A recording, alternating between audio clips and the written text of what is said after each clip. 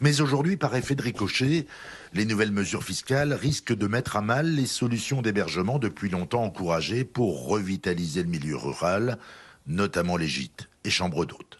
Avec un abattement qui diminue de 21%, c'est pas 21% d'impôts que j'ai en plus, c'est une augmentation de 72% des impôts sur le revenu, vous vous rendez compte?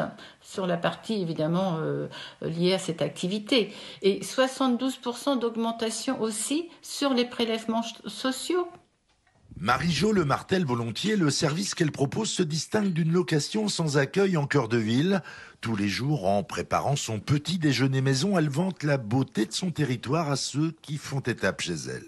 Que ce soit une boîte à clés ou que ce soit Marie-Jo Libouban qui va raconter toutes ces histoires, et ben voilà, c'est la même fiscalité qui va s'imposer aussi raide.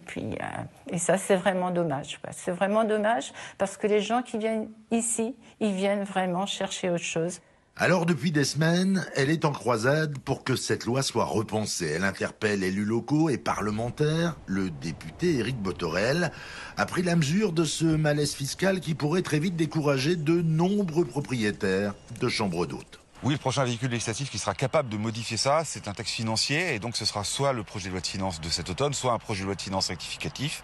Et on posera, et je poserai, à ce moment-là, un amendement qui permettra de revenir aux 71% qui étaient ceux d'origine de déduction fiscale et de ne pas être sur l'alignement de la fiscalité des Airbnb.